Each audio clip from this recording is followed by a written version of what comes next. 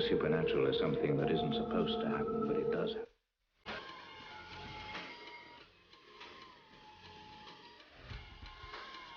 AM 1420, WBSM presents Spooky Southcoast with your hosts Tim Weisberg and Matt Costa. Time.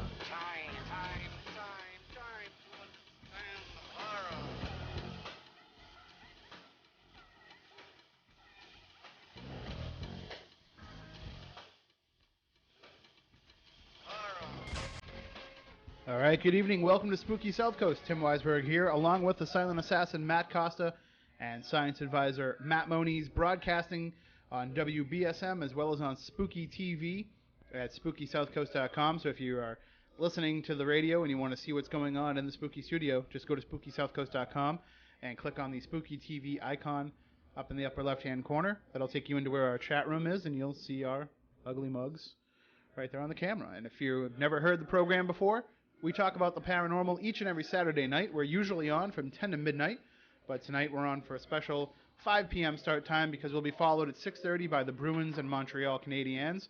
And then after that game will be the Red Sox and the Los Angeles Angels of Anaheim, I believe is what they're going by these days. So a full slate of sports stuff. But before that, we're going to talk about the Shroud of Turin with our guests tonight.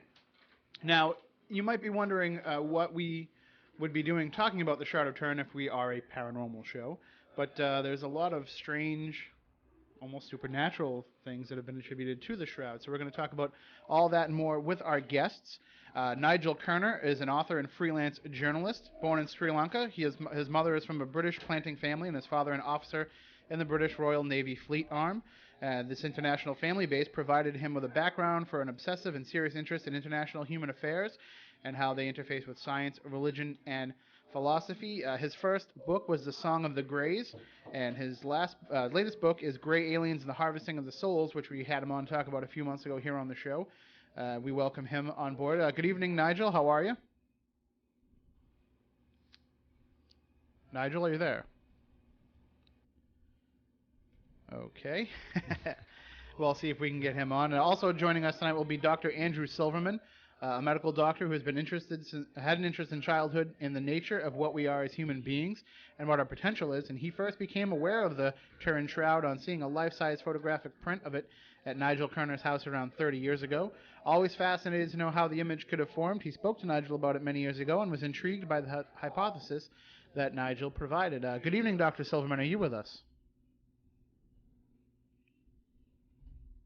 All right, excellent. All right, we're having some trouble with our Skype connection here, so we'll try and figure that out. I don't know if they can hear us, but if they can, just hang with us a few seconds. Matt, if you go to Tools and go to Options, this is awesome radio, and go to Sound Settings, that should give you the, I don't know, audio settings, sorry, audio settings. And see if that allows you to make any adjustments that are necessary. Huh? Does the button work for that pod? Is it not lit up? It should be on. The wonders of modern technology. Yeah, this is great. Well, here's what we'll do. We'll just talk a little bit amongst ourselves while Matt tries to figure out what we're doing. Oh, you can't send a text message. If you do that, it costs money. How much? I don't know. We have enough. There's $1.61 in the account. So they also have our backup phone number too. So maybe they can get in touch with us. Anyway, so we'd like to welcome aboard all the new listeners who heard my interview on Darkness on the Edge of Town Radio and our content director Chris Balzano's interview on Paratopia last night. So welcome aboard. Usually the show is a lot smoother than this. Usually we have no problem getting right on the air and connecting with our guests, but we're going to see if Matt can figure out what's going on here. Moniz. Yes.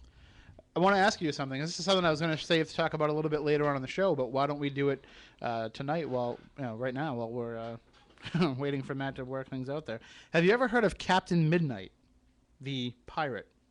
Captain Midnight, the pirate.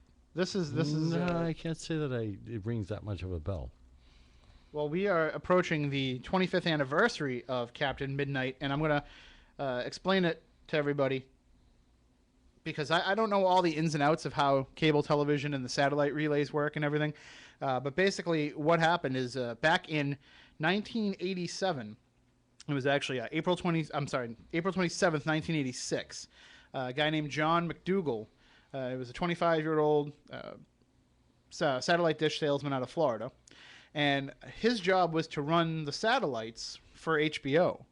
I guess they use different people around the world to move the satellites and do everything that they had to do, configure everything that they had to do. So on the morning of April 27th, 1986 at 12:32 a.m., John McDougall was overseeing the uplink of the movie Pee-wee's Big Adventure as part of the evening's programming. Hello? Are you there? Nigel? Heard something. I thought I heard him there for a second. Gotta love these connections. Well, we are connecting with him overseas, so I mean, it's if it works out, it's going to sound like he's in the same room with us, even though he's thousands of miles away. Anyway, back to Captain Midnight.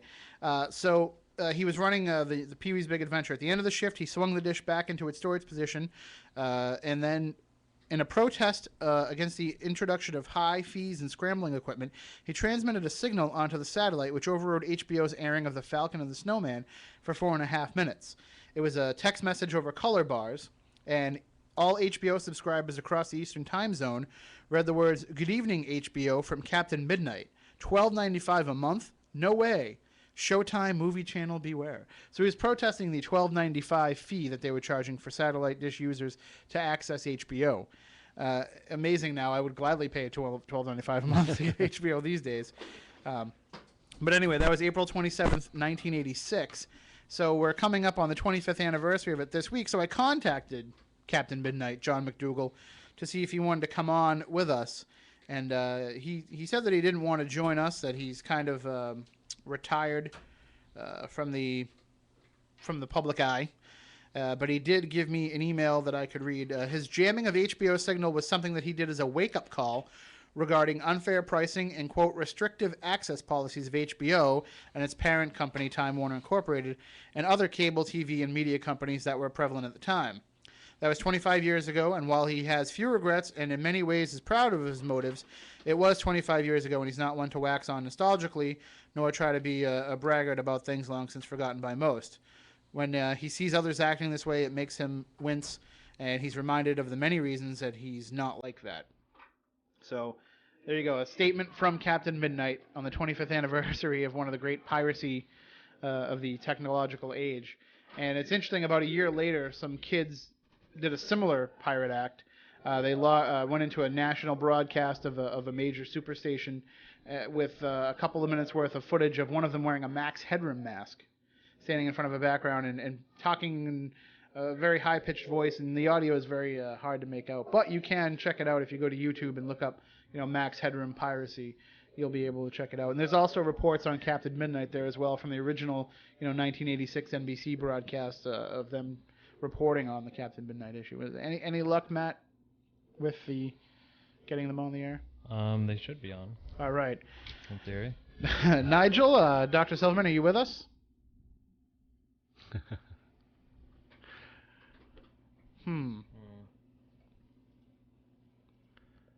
It seems like this might not work out. What a shame.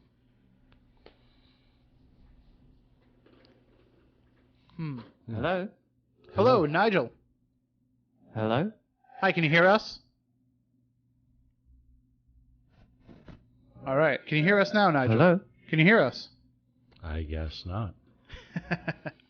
All right. Why don't we take a break, see if we can work this out, and then Hello? Can you hear us, Nigel? No, he cannot. Yeah, thanks, Matt. I was waiting to see if he Hello? answered, not you.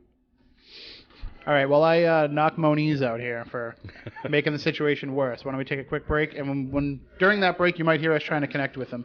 We'll see if we can figure it out. Sorry, Ed. Sorry you're on this. You could have skipped the music. You didn't have to do all that work. We'll be right back.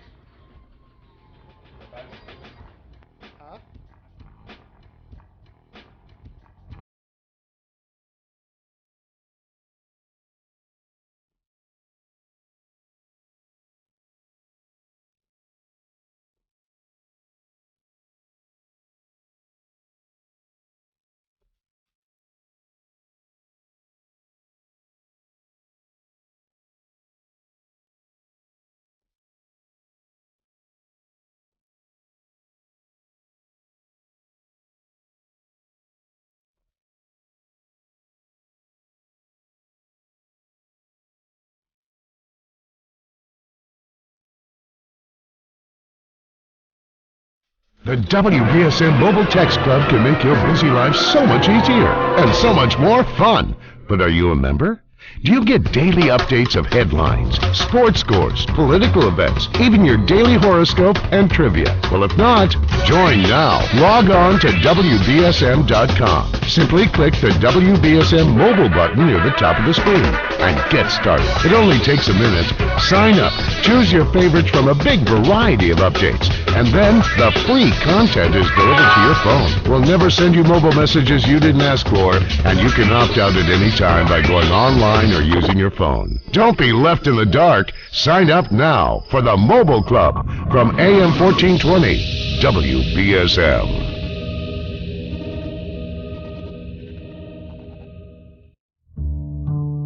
Before his injury, John Bennett was a career soldier. While serving in Iraq, he was shot by a sniper. Stepped out, turned back towards the Humvee, and as soon as I did, I got hit. It shattered 2 vertebrae and fractured another one. I ended up losing my right kidney, my spleen, my colon, and half my pancreas. John's wife, Dina. Paralyzed Veterans of America got us our benefits. Senior National Service Officer Michael Killen. I helped them fill out the forms. I hand carried the forms over to the VA and walked them through the system. You're just trying to survive, and they help you along the way. It's very nice to see when your work pays off and you're very successful in it, because you can see the change in that veteran. Him starting a taxidermy business is accomplishing something every day. I'm glad to be back to work. To learn more about Paralyzed Veterans of America, visit pva.org, a public service of Paralyzed Veterans of America. When I first decided to go back, I was a little scared because I was older. Jared didn't know how to get the money he needed for college. Then he found out about federal student aid and the FAFSA. When I first had the news that I received money, I ran downstairs and I showed my mother, and she was happy, so she started crying. Need help planning and paying for college? Learn more at college.gov. My name is Jared, and this is my story.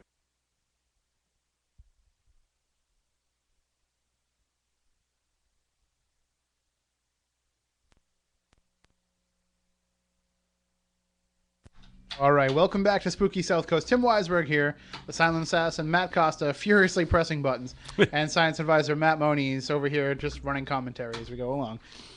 But we are back, and we have connected with Dr. Silverman and Nigel Kerner. Dr. Andrew Silverman is a medical doctor who's been interested since childhood in the nature of what we are as human beings and what our potential is. And Nigel Kerner is an author and freelance journalist. He's the author of The Song of the Greys and Grey Aliens and the Harvesting of Souls. And Matt, if you can just bring them up on the phone. I know you're in the middle of trying to do something else. But good evening, gentlemen. Thank you for joining us, although it took a few minutes. Hello there. This is Nigel Kerner here. Hi, Nigel. Greetings. Hi, Andrew Silverman here. Hello, Dr. Silverman. All right, so despite all the technical difficulties here, we are actually here to talk about basically recording technology from the time of Jesus, basically, the Shroud of Turin, which we believe has his image on it. Dr. Silverman, what can you tell us about the Shroud of Turin? Well, I mean, for those listeners who aren't too familiar with it, it's a 14-foot-long piece of cloth which is kept in Turin, Italy, which has the image on it of a man. Now, I just want to say something. Of course, it's not actually thought to be a technological phenomenon as such, but if you look at the image on the cloth, you can see there's 3 different types of thing. One is there's burn marks there, and the other is there's things that look like bloodstains, which have been shown to actually be bloodstains, human blood. And the third thing is there's what looks, at first sight, appears to be the faint image of the front and back of a man on the cloth.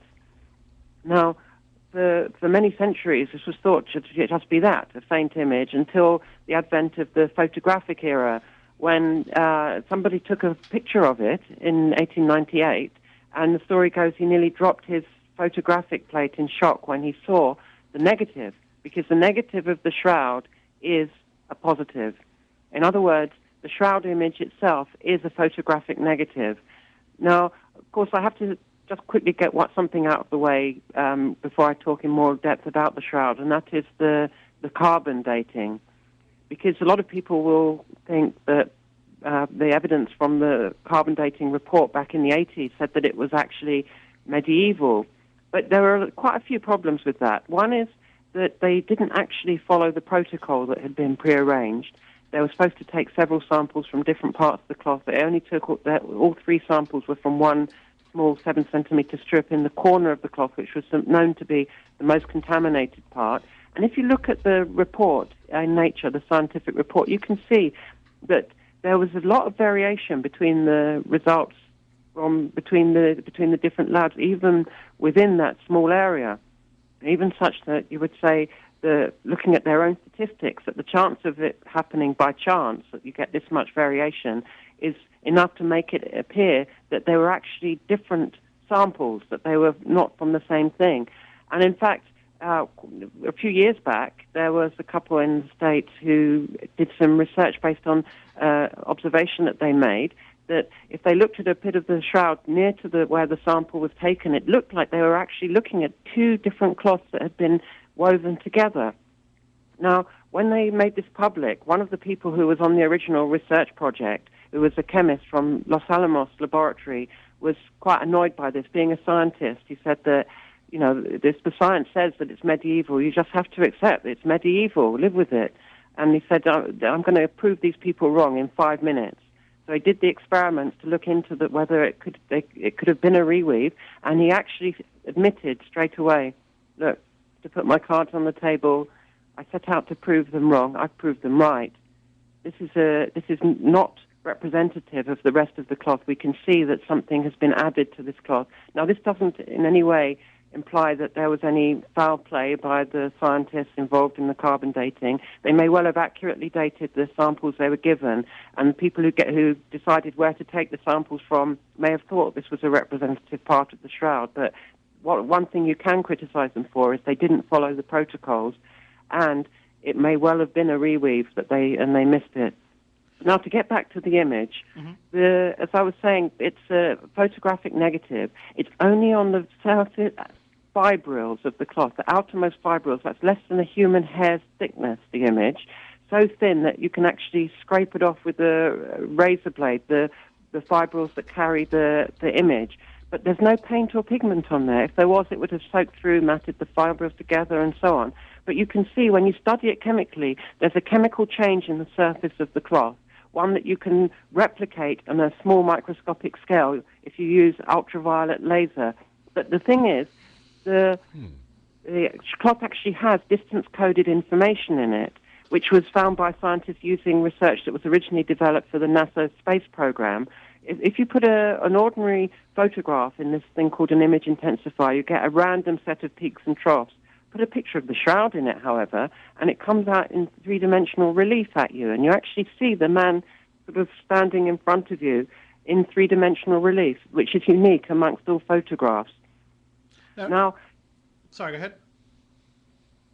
Yeah. So the thing is that how do we account for how this happened? The point about it having distance-coded information would imply then that the image could have formed in a similar way to laser light, if you like. A lot of the scientists who have studied it have said that the image may have been formed by a short, intense burst of radiant energy that actually would have come from the body of the man that the cloth wrapped.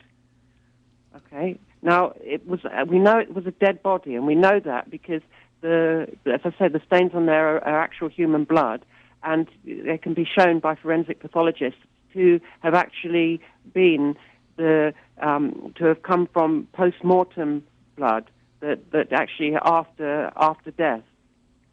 Now, the point is, the question is, who is this man that actually left this image, and what are the implications for how this works and how to understand this phenomenon? Now, it's an image of a man who in his 30s, just under 6 foot tall, he has long hair, he has a beard. He is a man who's been tortured, cruelly tortured. He was whipped so that there are over 120 breaks in his skin. And if you look at these marks, each of them has blood stains associated with them, which, using ultraviolet fluorescent, you can see what we call the serum that is separated out from it, and they fit exactly with the shapes The marks fit with the shapes of what archaeologists know as the Roman flagrum, which is a whip that they used to torture people with.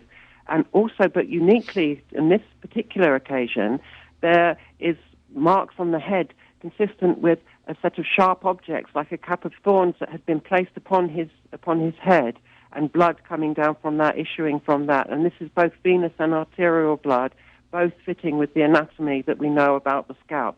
And he'd been crucified. He'd had nails pierced through his ankles and his wrists, interestingly. Medieval art always shows it through the hands, but we know now it would have had to have been the wrists.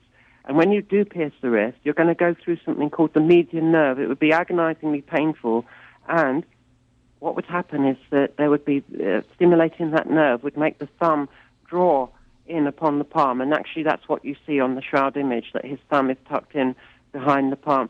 I mean, I could go on for hours just about the forensics of the shroud, but the question is it just coincidence that this unique event in human history, at least as far as we know, happened with what seems to be the historical character who has made the most impact on human history of perhaps of anyone who has lived? And is that a clue to how the image formed?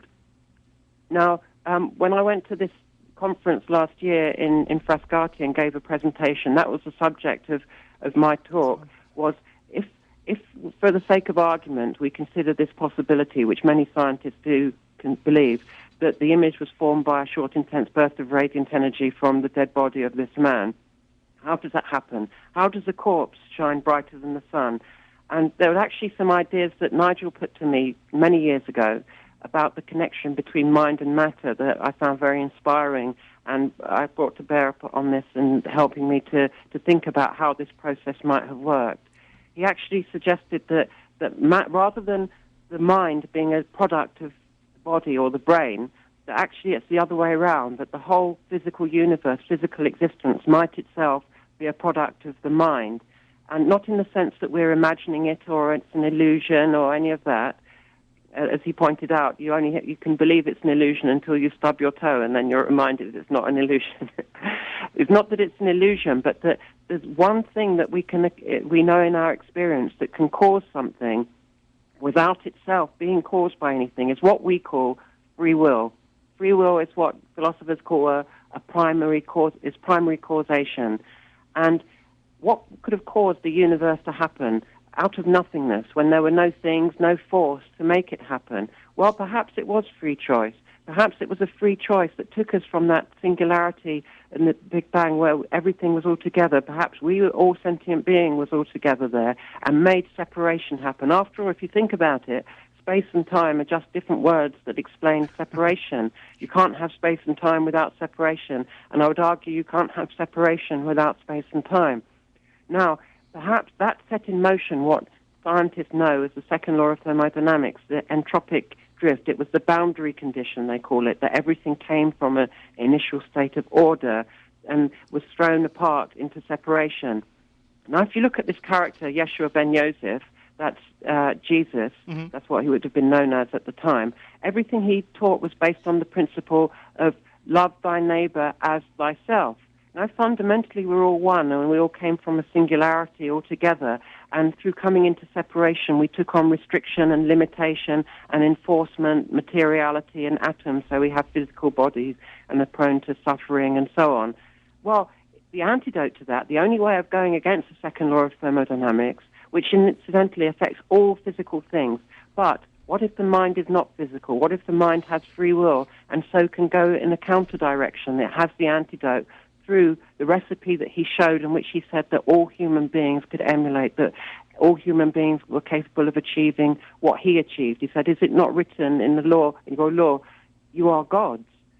So he was saying that every single human being has the same capacity as he had to achieve limitless possibilities, and that perhaps in so doing, if you do that, you begin to unravel the tension of space that makes atoms solid, and then perhaps they begin to shine. Just like at the Big Bang, initially there was nothing, then there was light, what the cosmologists call the photon-dominated era of the universe, and then there was matter, which is a more dense, compressed form of energy, if you like. Maybe you start to unwind and relax the atoms and they begin to shine, and follow to its full conclusion. That might produce something like the image on the shroud. And maybe it's sort of quite topical that this is Easter at the moment. A lot of scientists who have studied the shroud, whether starting out as skeptics, and I should say that I come at this myself coming from a Jewish background, so I've got no religious axes to grind here. A lot of the scientists actually think this could actually be physical evidence, an actual photograph on the cloth of a moment of resurrection itself. Well, it seems like we kind of went really wide scale with with that answer, and I do think, Dr. Silverman, that we owe you a prize for the longest answer to a question. But one of the main questions about this is if this energy was coming from whoever was wrapped in the shroud, if it was some sort of brilliant burst that caused this imprint, what is it about the physical characteristics of that imprint that make us believe that that could have been Jesus? Aside from the wounds, obviously the wounds are indicative of the punishment that Jesus endured. But what about the features? What about the physical features? Are those consistent with who we would have thought Jesus would have been? Well, yes. So it's a Semitic-looking man who had been crucified, who hadn't had his legs broken, which was unusual, who had had a cap of thorns placed on his head, and who had been pierced in the side. But there's another interesting fact that I realized through something that I read recently, that actually throughout the time of the Roman occupation of Judea, they were torturing people and killing them with this practice of crucifixion. But there was only one period, which is between 6 and 66 A.D., that there was a Jewish leader who had some kind of power, some kind of sway in the area.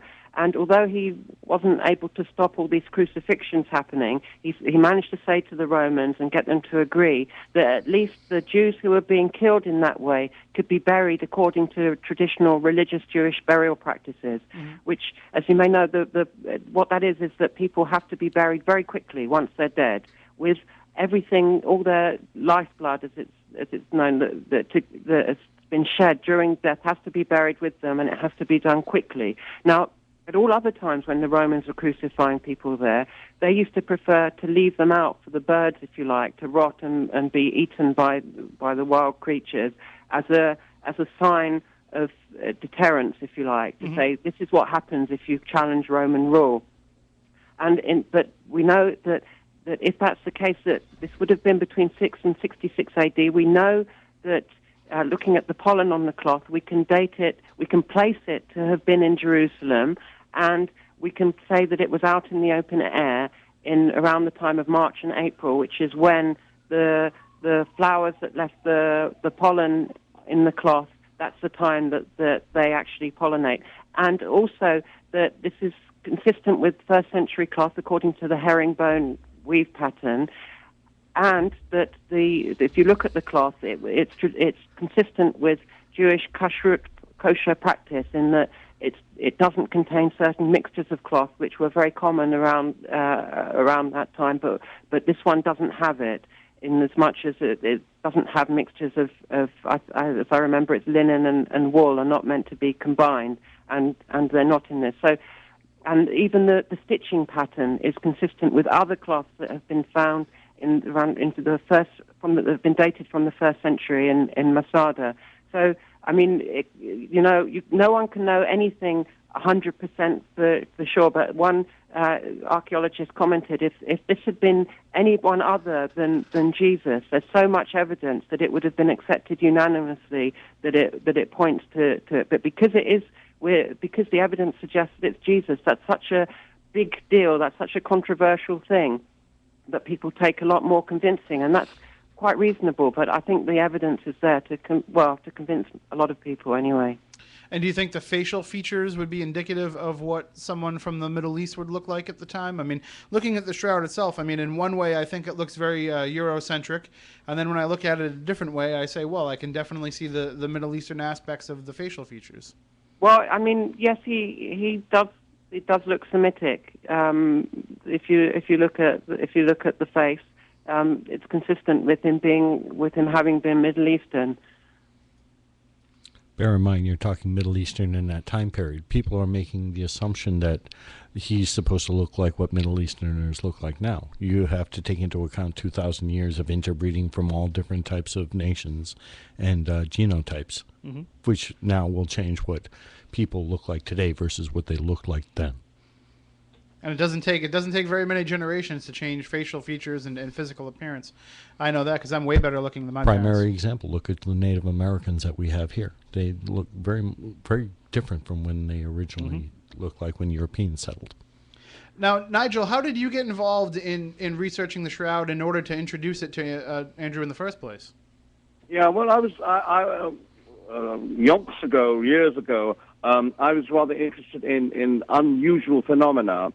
And, there was this business about this kerchief where Christ's face was supposed to have appeared miraculously, was wiped on the way to the cross by some individual, and an actual image of his face was supposed to have registered on this particular thing. It turned out to be a fake. And the whole history, at least from the Roman Catholic point of view, and somebody splashed some water on me and told me as a child that I was a Catholic, even though I really never followed it ever in any kind of rigor since. I was quite interested in the fraudulent way in which the Roman Catholic Church used to whip up its congregation, shall we say, to follow in faith, and the old business about indulgences and all that kind of business. It was really something that didn't ring true, and I wanted to know what on earth was this business of this piece of cloth, this one piece of cloth everyone was talking about. Was it going to go the way of this kerchief, and was it going to go the way of the true cross, from which, if you put the numbers of pieces of the true cross together, you probably get a forest, and so as I looked into this particular thing, I began to see that there was something quite different about this, that the noises coming, shall we say, from the experts and so forth were a bit more subdued and a little bit more, if you like, convinced that something special was happening here. And of course, I'm soaked in science too, and I was really interested in actually looking at this. And then I wrote a little piece about this, which people found interesting, a kind of take. How could this have happened? If in fact it was a genuine thing, how could we speculate it might have happened? Of course, it had to be a speculation. And people got quite interested in that, and I then took that a little bit further and so on. And in the end, I think I was looking at something I thought I had to investigate pretty thoroughly. And as I did that, people got more and more interested in it. And somebody sent me from Italy a life-sized photograph of the Shroud. And when I looked at that, I found the most amazing representations on it that actually, to me, convinced me it had to be one single person. And this I came at after several years of looking at this, trying to see who it might be, who else it might be, and so on, other than Jesus. And of course, that they reserved for only one individual a particular kind of torture. And that was this kind of, thing they put on the head of the individual when they mocked him and called him the King of the Jews, the crown of thorns, so-called crown of thorns, which in fact, actually, when you look at the Shroud in terms of its forensic outlay, looks in fact a kind of a helmet of loosely woven thorns, which were just stuck on his head in order to kind of obviously embarrass him and mock him even further. Mm-hmm. And of course, that is a very, very important thing, because that's a unique punishment for an individual, and might in fact point to the individual being Jesus Christ, because it was so special, if you see what I'm trying to say. So the scourge marks, of course, they call it ticili, which is done by the flagrant, with little balls of metal at the end, spikes on it. It fits perfectly with the kind of, the wounds are seen in forensic examinations and so forth.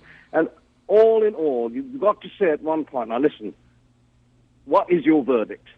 And when I looked at the entire scale, through skepticism, I have to say, I was out there to say that this is all another load of nonsense that the church is using to kind of, bring the faithful in, so to speak. I turned completely the other way, and I thought that this really has to be something absolutely wonderful, and may well be, in fact, a lesson for us all in terms of why this individual came, why he did what he did, why he went into Jerusalem when he predicted that he was going to be killed, and mangled in a dreadful death. That's when a con man runs. You get to the gates of Jerusalem and you're going to say, "Now, when I go in there, this is going to happen to me." If this guy was a liar and a cheat, he would have run the other way. He didn't. He went straight in there and he faced this business. And, of course, that to me was a very brave man and somebody who actually really believed in what he said. And so, as I say, the consensus turned in the favor of this being something extraordinarily special. And, of course, then I got interested in other subjects and so forth, another enigmatic phenomenon, UFOs and so on. And I began, as I looked at all of these things, to see an amazing correlation between two things so unlikely to have that correlation. And that is the Shroud of Turin and whatever this UFO phenomenon might be, And looking at it and looking at the text and so on, I looked for connections, if you like. I don't want to keep speaking in a monologue, to see what I'm trying to say, but if you want to ask me a question, I will respond to it. But what I'm saying is... You're getting exactly where I wanted to go with it, Nigel, and that's how someone who spends so much time researching gray aliens and the UFO phenomena ties it into the Shroud of Turin. Yeah, right. And so, you see, I'm looking at this, and of course, from the title of my book, it was cause of kind of, for me, a thermonuclear holocaust, so to speak.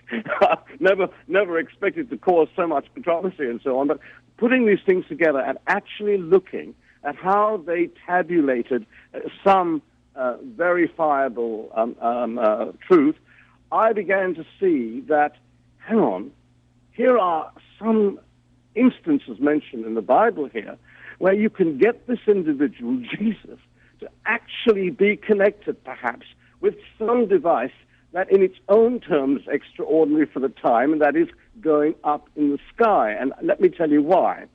There is a path, Tim, in the... I hope I'm talking to Tim, am I? Yes, Tim and Matt. Tim and Matt.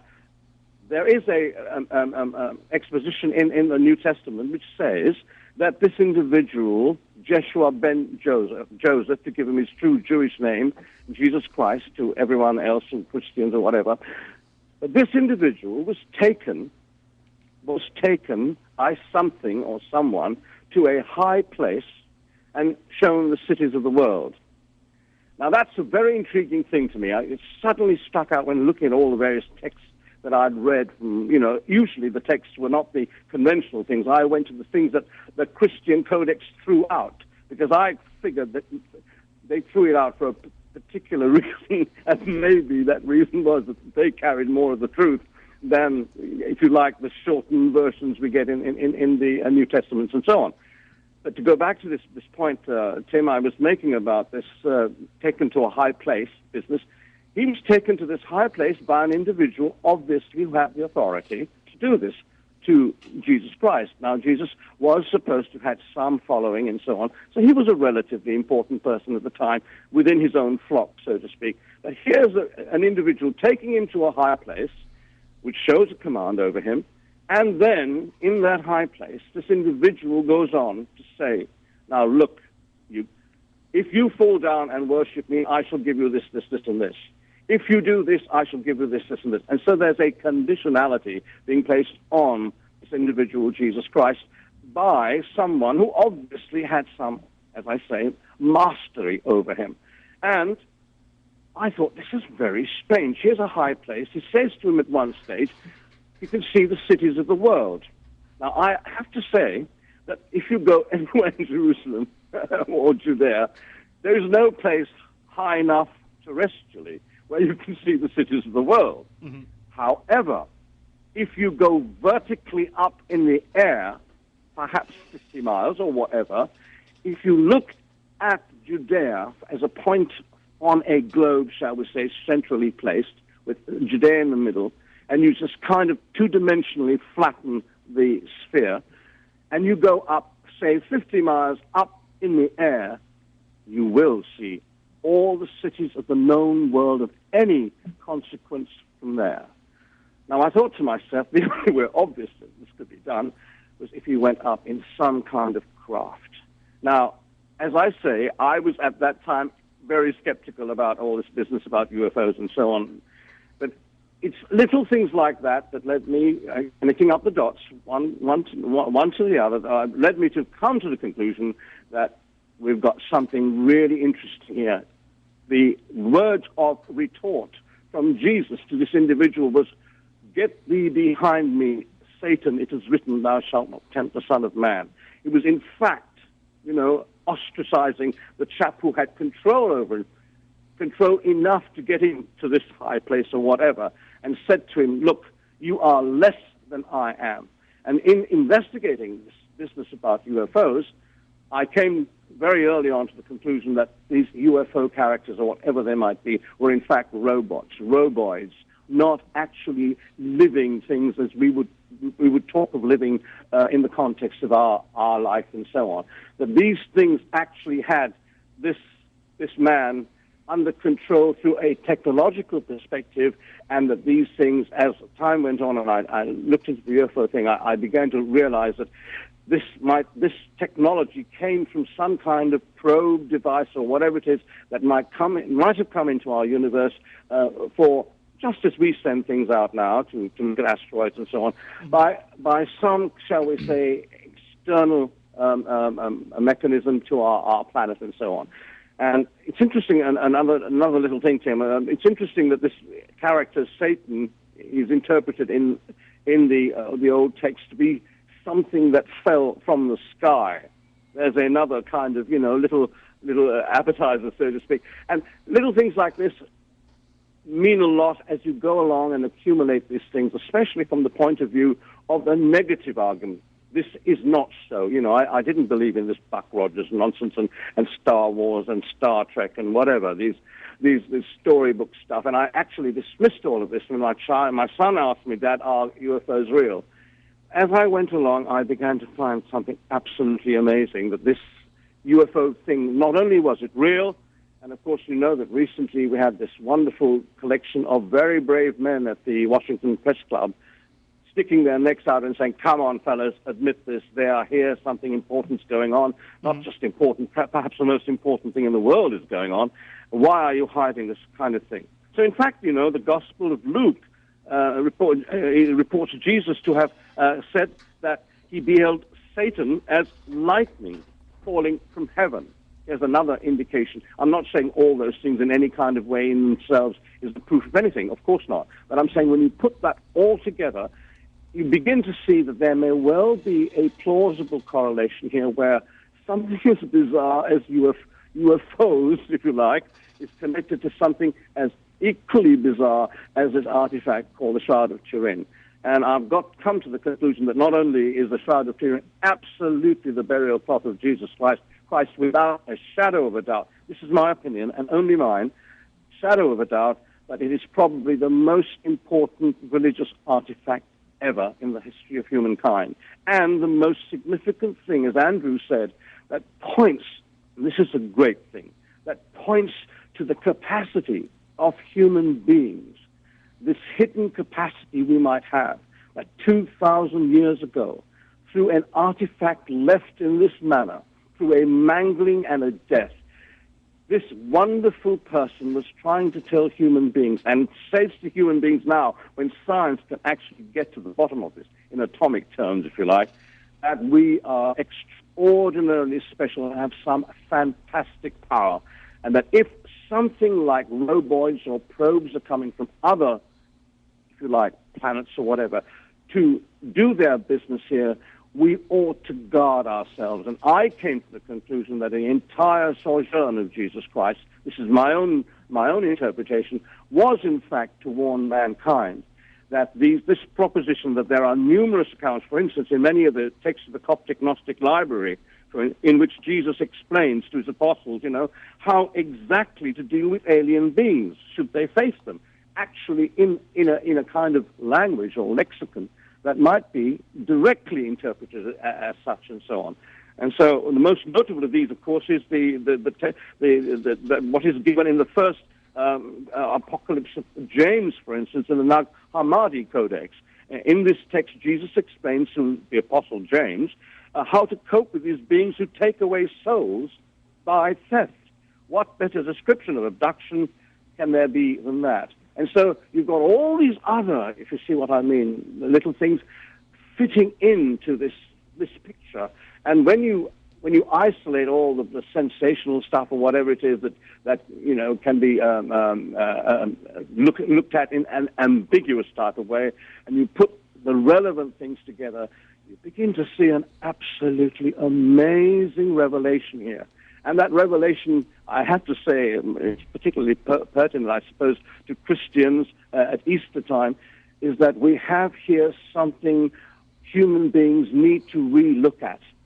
Even though science is trying to take God away in the old sense of the chappie in the Sistine Chapel with his finger pointed at Adam or whatever, the old anthropomorphic type of God, I think there is a principle here, a huge and powerful principle that points to us as being something extraordinarily special. And that, to me, is the important thing, Tim. Absolutely. That we take cognizance of that fact alone, And we are looking at basically what could be the science that proves God in a way. And we'll talk about all that coming up in the next half hour. We have to take a break for the news.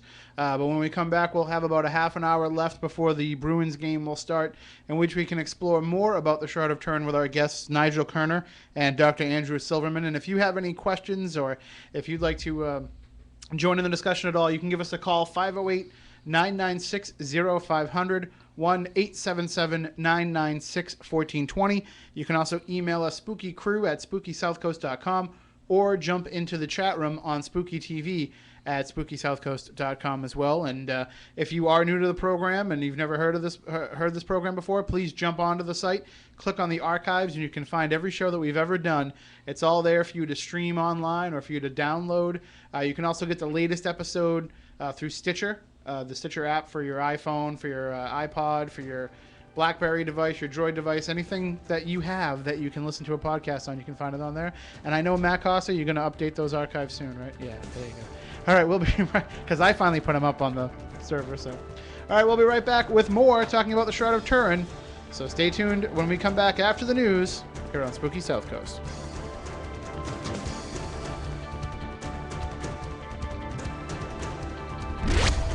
Your home for news, talk. First with local news, talk, and sports. This is WBSM New Bedford, Citadel Broadcasting, AM 1420, WBSM.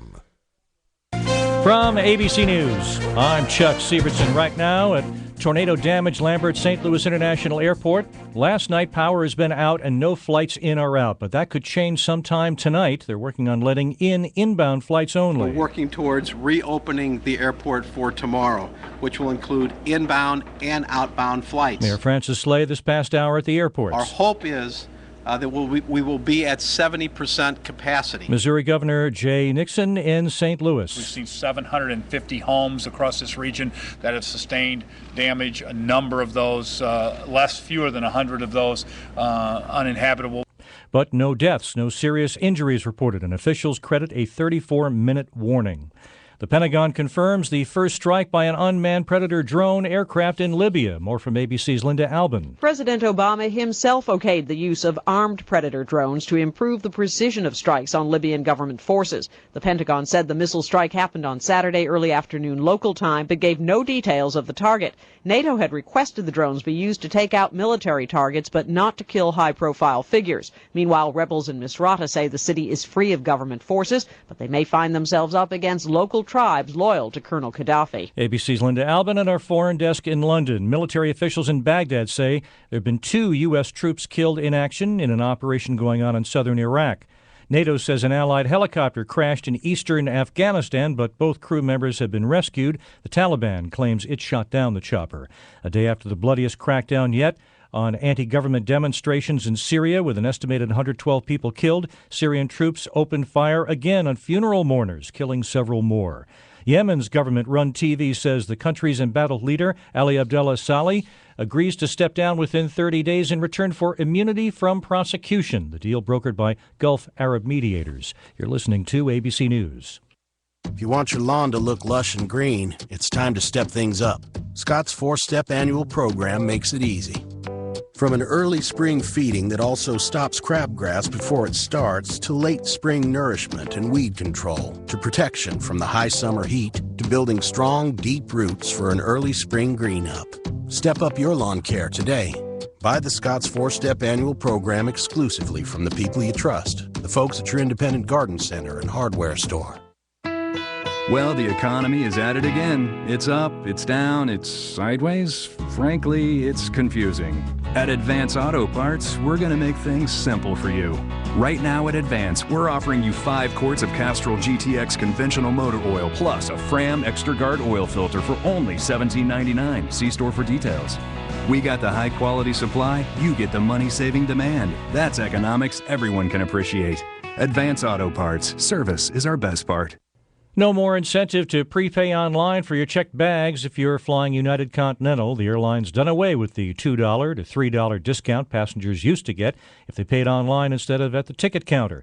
The charge is now $25 for the first bag and $35 for the second, no matter how or when you pay. President Obama's latest comments on rising gasoline prices from ABC's David Curley. You know, every market has some speculation in it, but what the president says this task force will go after are speculators who are trying to manipulate the market, trying to make it go up so that they can make more money. He's also calling for an end to the $4 billion in subsidies that the oil companies, the big 5 companies, get every year. He says they're making plenty of profits on their own. They don't need a subsidy. Some Republicans say the U.S. is not drilling for as much oil as it could, though it is priced on the world market. A tip generated by a deck of cold case playing cards has helped solve a killing from back in 1979. A man was arrested last night in Seattle at his home, booked for investigation into the shooting death of Susan Schwartz way back then. The playing cards were circulated 3 years ago, offering rewards. Police so far are not releasing the longtime suspect's name, but investigators say he may have blamed Schwartz for the breakup of his marriage. Schwartz was a close friend of his wife. The tip from the cards came from a prison inmate a month ago and led to a witness who had never been interviewed. This is ABC News. Trying to sell your old car? Instead, donate your vehicle to Heritage for the Blind. Pickup is free and your donation is tax deductible. Just call 1-800-895-8035. Heritage for the Blind accepts cars, vans, trucks, and boats, whether they run or not. Donate your vehicle and you'll receive a free 3-day vacation voucher to over 50 locations. Call 1-800-895-8035. That's 1-800-895-8035. I'm Chuck Sievertson, ABC News. This heavyweight bout is about to begin. The challenger wears white trunks with a blue stripe, and the champ is wearing, looks like an examination gown from the doctor's office. And from the back, we can... Ooh, that's not pretty.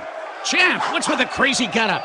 I've got to take care of my family. Yeah, so? Well, when you love your family, you got to go in and get those important medical screenings. A lot of potentially deadly diseases can be treated if you catch them in time. So you wear the examination gown because... Because I'm a real man. Real men take care of their families and get those tests. Real men wear gowns. Okay, champ, good luck. Here we go. The champ's not wasting any time. It's over. This fight is over.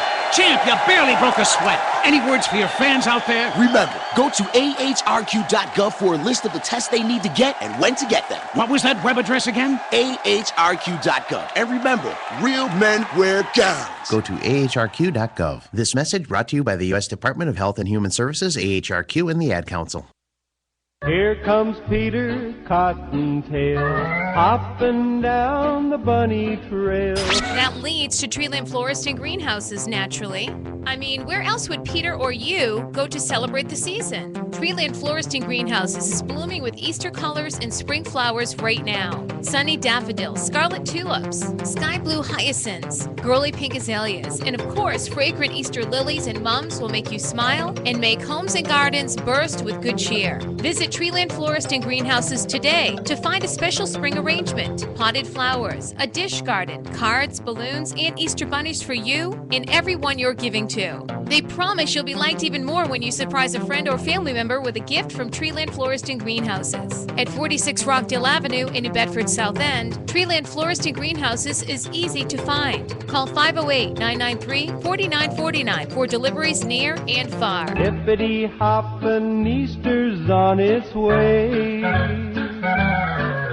AM 1420, WBSM. It's the half-price hookup.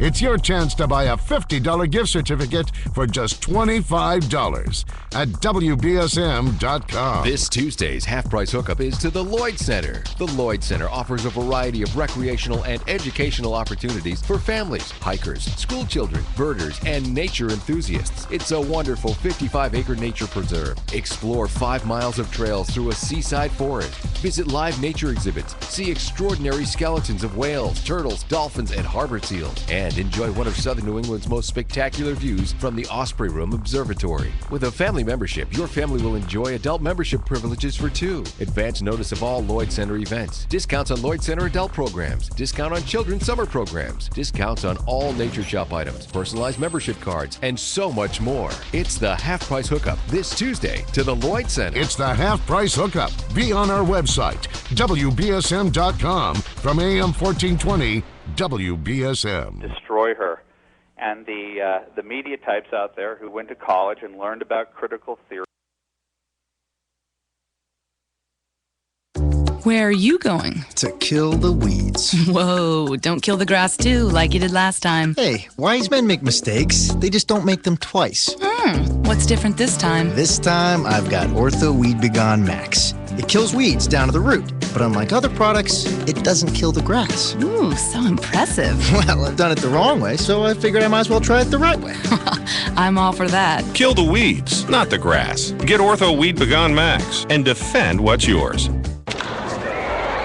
Pawtucket Red Sox baseball. Big league fun at family prices. This year's Paw Sox team is made up of players that are young and fast and many with veteran experience. Don't miss your chance to see these guys. Box seat tickets are only $11 and general admission is $7 for adults and $5 for children and seniors. For a schedule or for tickets, call 401-724-7300 or visit pawsox.com. Pawtucket Red Sox baseball at McCoy Stadium. Big league fun at family prices.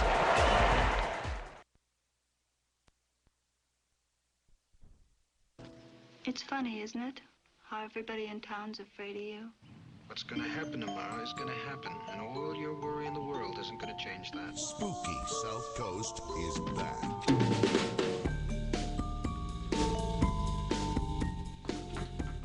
All right, welcome back to Spooky South Coast. Tim Weisberg here, along with the silent assassin Matt Costa, science advisor Matt Moniz. We have about 20 minutes left until the Bruins in Montreal start here on WBSM.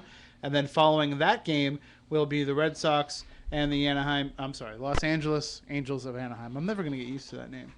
But so a full night of sports coming up after we finish our little show here, talking about the Shroud of Turin. And if you like what we do and you want to check us out, we're usually here Saturday nights from 10 to midnight. And every show that we've ever done is archived on SpookySouthCoast.com. And you can also get our podcasts through iTunes and wherever else you get podcasts. And Spooky TV is our video feed that comes to you each week from the studio during the program. And all of those that we've done the last 4 or 5 months, however long we've been doing that for, they're all archived. Actually, it's probably been almost a year now. Yeah. They're all archived on Ustream.com. Just go to Ustream.com and type in Spooky South Coast, and you'll find all of our video portions of the program. And we are talking, like I said, about the Shroud of Turin with our guests, Nigel Kerner and Dr. Andrew Silverman. And Dr. Silverman, one of the questions that I actually got off the air during the break has to do with the fire that occurred that the Shroud was involved with and some of the carbon dating associated with that, and also whether or not it will be approved. I know scientists have asked for permission to test it once again, and if you've heard anything on that front. Well, I know that, yes, scientists have asked for it to be tested again, and that as we talk at the moment, the church hasn't given permission for any of the samples to be released from the cloth. I know that there is some work being done on the possibility of whether contamination as a result of the fire would have affected the carbon dating. Preliminary reports that I've heard so far don't suggest that it would have been to any large extent. But there were, you see, the thing is, after the fire, there were patches sewn in, but those patches are quite clearly patches that have been sewn in afterwards, whereas the one in the corner that we think is a reweave of a patch that was sewn in later, that one has been sort of camouflaged into it with dye, with the mordant that was put onto it to make it the same color. And this is what Raymond Rogers from Los Alamos found when he did his study of the cloth from near the carbon dating area, that on part of it you do get this bits that have been added, which you don't find on the rest of the shroud, because it doesn't have pigment, it doesn't have paint, it doesn't have anything that carries paint, except tiny little minuscule traces, most of them are away from the image, because what used to happen was people used to make paintings of the shroud, and then because they thought it would bless those paintings if they placed it on the cloth. A lot of them were actually touched onto the cloth, but if you look microscopically at the image, it's not composed of paint or pigment in any way. Well, one of the things that I find the most interesting about the shroud is whether or not it has been it's definitively proven that it is the image of Jesus. It has taken on that type of aura around it where people feel that if they're in the presence of it, that it has healing powers, that it has some kind of mystical connection, that when you are able to view it, and they do allow it from time to time to be publicly viewed. I know there's replicas that are out there too, but they do bring it out every once in a while. It seems like people have attached relic status to it already. Well, yes, but you see, the thing is, for me, that's not what it means. That's not what it's about. For me, if you look at what Jesus actually taught, he always said when anyone was healed after being in his presence, your faith has made you whole. He never said, I've made you whole. And, these things that you see me do, greater than these can you do. So I don't think obviously I'm not in a position to talk on his behalf, but just guessing and extrapolating from what he said, I wouldn't have thought that he would want people to worship it or to worship him, but to recognize the size and potential of themselves and therefore of all their fellow human beings, whatever nationality, race, religion they have. Just because they're human, they have the same potential that he did. And he showed that his potential was to be able to completely conquer death, and that, this was a dead body that shone brighter than the sun. So then, in that sense, then the shroud should be just a reaffirmation of people's faith. Well, you see, the word faith is an interesting one. I would suggest that this is something that we can understand with reason. You don't need to believe it because anyone tells you. Just look at it and test it out for yourselves. Consider the evidence and see if it might not point to a big realization about how special you are as a human being. Actually, this is something Nigel once pointed out to me when I was a kid. You look up at the sky and you see all those millions and millions of stars out there. All of those, however many billions of light years away, they all exist in your mind's eye, in your comprehension, in your perception. Now, anything physical, no matter how big it is, a planet, a star, a galaxy, it doesn't have a mind. It can't do that. If we have free will, and we all live our lives as though we do, whether we notionally believe we do or not, we have the power to control destiny to some extent, to determine the future. A black hole can't do that. It's deterministic. Things that are physical, they follow physical laws. Free will means we have something that goes from before the beginning of the universe, if you like. We have something that's so immense and huge as human beings, all of us and everyone, whatever, as I say, wherever they come from. But I think, Jesus was in awe of that in everyone, and that's why he said, is it not written, you are gods? He wasn't saying, worship me, I'm a god. He's saying, look at what potential each of you have and treasure each other. As a medical doctor, Andrew, have you ever seen upon someone's death or even after death, has there ever been a recordable energy burst, something similar to what would have been needed to have burned this image into the shroud? No, I've never heard of any example of it throughout history other than the Turin Shroud itself. And interestingly, there's a scientist based in Massachusetts, actually, a medical doctor who's written the books, Gilbert Lavoie. As a forensic study of the shroud, he's found that actually, judging by the image of the man, he would have actually, when the image formed, that dead body was vertical, because the back of the buttocks, the calves, the top of the shoulders, they're not compressed. And the hair is down on the shoulders. It's not behind him, as it would have been if he's laid out on the slab. And yet he wasn't standing, because if you look at the feet, they're actually pointing down, like he's actually suspended above the ground, which sounds bizarre. But remember, this is a dead body that shone brighter than the sun. And so, to hear something strange about it isn't that surprising. But that's what actually the physical evidence suggests, that a dead body of a man rose up vertically upright, and for a moment it shone bright in the sun. And as I say, many scientists, whatever their background and however skeptical they started off, now believe that this is an actual photographic imprint of the resurrection on the cloth. My only question is how did he get out of the shroud? I mean, it sounds to me like you've got me convinced that this is what happened.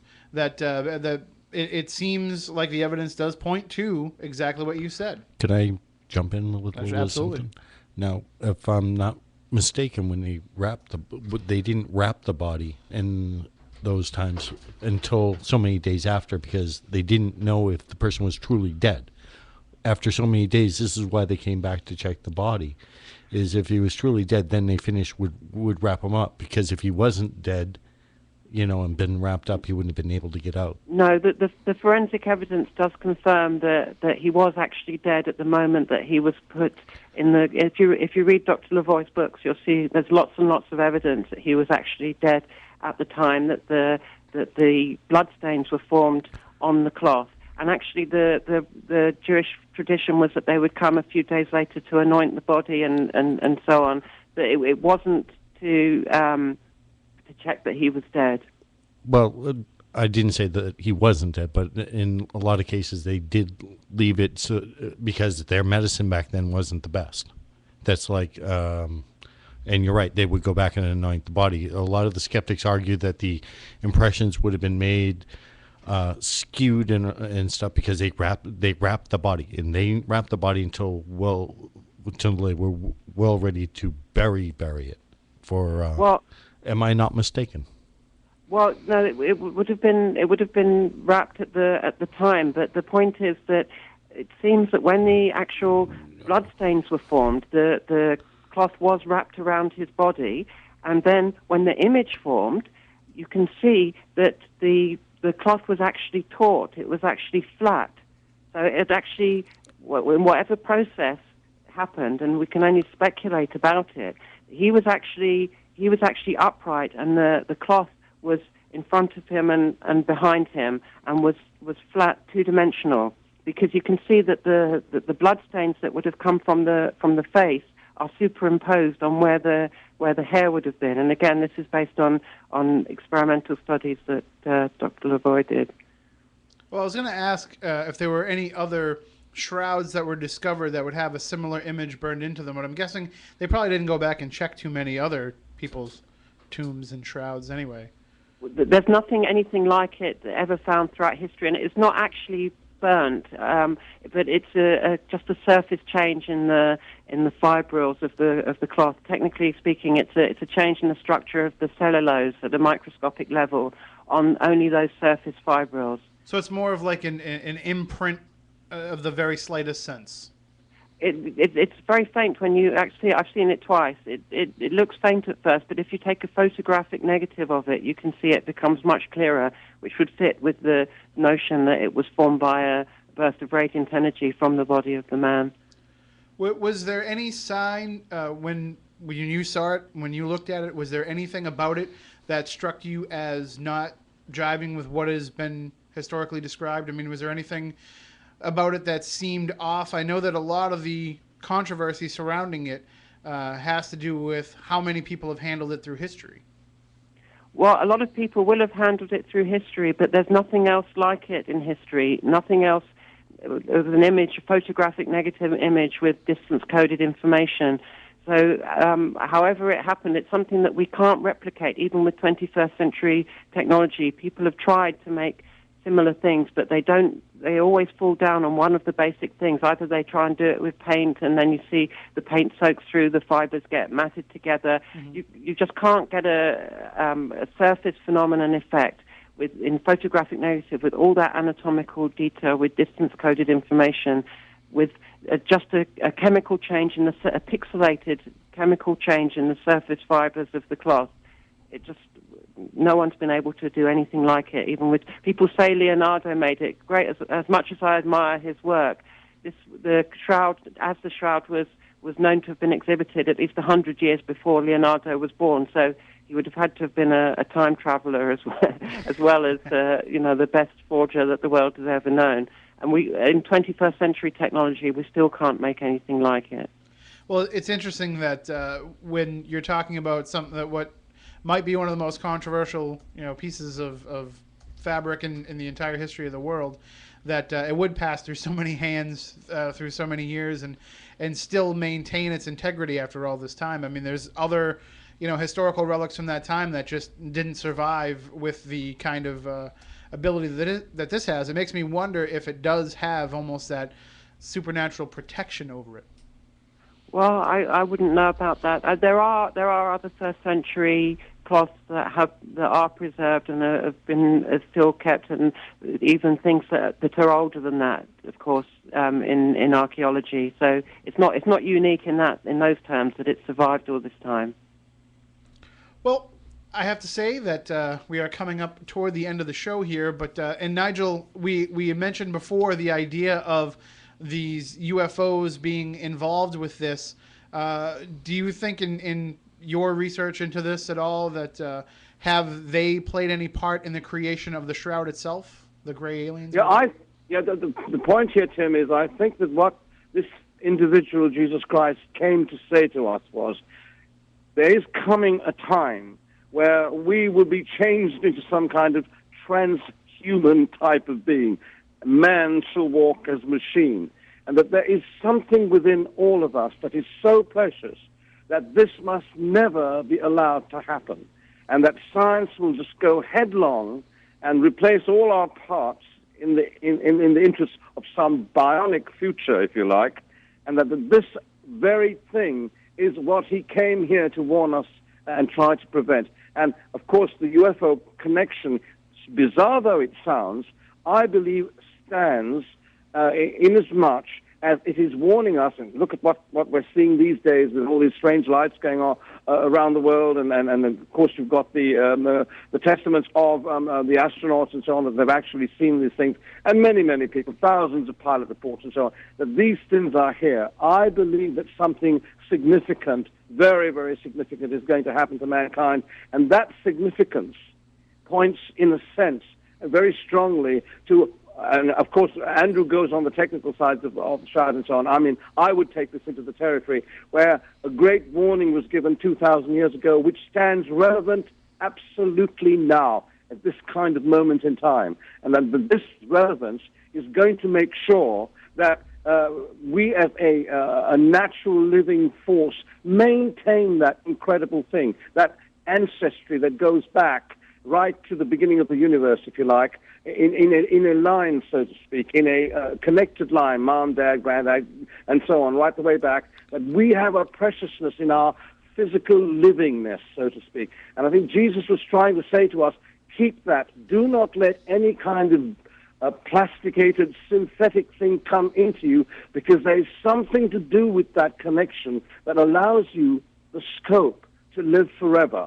If you see what I'm trying to say, to carry on and come back, to carry on and come back. And I believe that these UFOs or whatever it is are here to try to piggyback on that particular capacity of a human being to actually maintain that wonderful thing. That's why they've persisted here for so long, through centuries and so on. And so for me that is very important that we see that there is maybe a connection here as significant as the wonderful evidence we have from this piece of cloth an actual resurrection took place. And in as much as that is so, I think it's a very, very exciting and a very interesting thing for the future.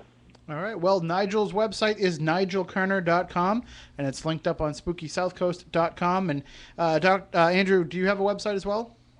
Yes, I do. It's called lightoftheshroud.com. All right, and I'm sure that Chris has that linked up on SpookySouthcoast.com as well. So be sure to check those out. Gentlemen, thank you for joining us here on the eve of Easter. And what perfect timing to talk about the Shroud of Turin. And thank you for joining us, and thank you for the research. All right, thank you very much. Thank you very much, Tim. Bye-bye. All right, guys. Bye-bye.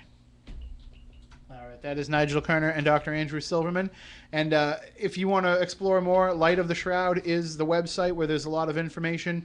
And on nigelkerner.com, you can also get his books, including the new one, Gray Aliens and the Harvesting of Souls, which we discussed a few months ago here on Spooky South Coast. But it's definitely interesting when we're talking about, as I said, and as Chris wrote on the website, one of the most controversial pieces of cloth in human history, almost as controversial as the Spooky South Coast t-shirts. Definitely. I would say the most controversial piece of cloth would be those Spooky South Coast thongs that never happened. People still ask about those to this day. They're listening to the archives and they're saying, whatever happened to those? Amazing how we can go from the image of Jesus Christ, many people's Lord and Savior, to a thong with Monize's face in it. Only on this show could we go from such great heights to such low depths in the matter of one sentence. Well, we'll be back next week. I'm going to assume at our regular time. The Red Sox will allow us to be. I guess everything will have to depend on what happens with the Bruins. And, of course, the Celtics schedule will affect whether or not I'll be here. But Matt Moniz is ready to step in the big chair if need be. And Chris Balzano is ready to come in and pinch hit as well if need be. So there'll be programs no matter what. It's just a matter of when they're going to happen. So stay tuned to SpookySouthcoast.com for all that information. And if you happen to miss a program, you know the archives will be up on SpookySouthcoast.com at some point. We're trying to be good about that. I fell a couple weeks behind, but it's a busy time for me. And also, if you want to check out the interview with Chris Balzano on Paratopia from last night, just go to paratopia.net and you can get that show. They give you about the first 35 minutes free, and then it's $1.25, I believe, to download the rest of it. And if you want to hear my interview with Darkness on the Edge of Town Radio, just go to darknessradio.com, and you can get their archives there. And Dave had a great idea during that interview, Dave Schrader, the host of that show, where people can listen to his show Monday through Friday and then join us here on Spooky South Coast on Saturday nights, and we highly recommend that as well. And we're actually going to have the Darkness crew on an upcoming episode of Spooky South Coast at some point, too, and we'll talk with them about their program and things out their way and Dave's book as well. So we got lots of shows planned, so little time to get them done. Oh, and don't forget, right, May 21st, right, the world's going to end. So don't forget that. May 21st of this year, the world's going to end. So that's a Saturday night. So you're going to want to tune in that night. I'm going to assume that we'll be here. I don't know exactly what time the rapture is scheduled to take place, but I'm going to assume that we'll be here that night. So I don't know. If it's not, maybe we can program the computer to run a rerun or something. But we'll be back next week, regular time, 10 p.m. So until then, for Matt Costa, for Matt Moniz, for Chris Balzano, and for Jesus himself, because happy Easter, everybody. We want you all to stay spooktacular. WBSM Sports, AM 1420, WBSM New Bedford, a Citadel Communications station. This is Boston Bruins hockey. Mark Recchi, Brad Marchand, Bruins win an OT 5-4. This is the Dunkin' Donuts Bruins pregame show. Stop by and get a freshly brewed coffee. America runs on Dunkin'. Also brought to you by your New England Cadillac dealers. AT&T, Liberty Bay Credit Union, Bud Light, Peerless Boiler, Olson Cadillac, Phase 3 Recovery.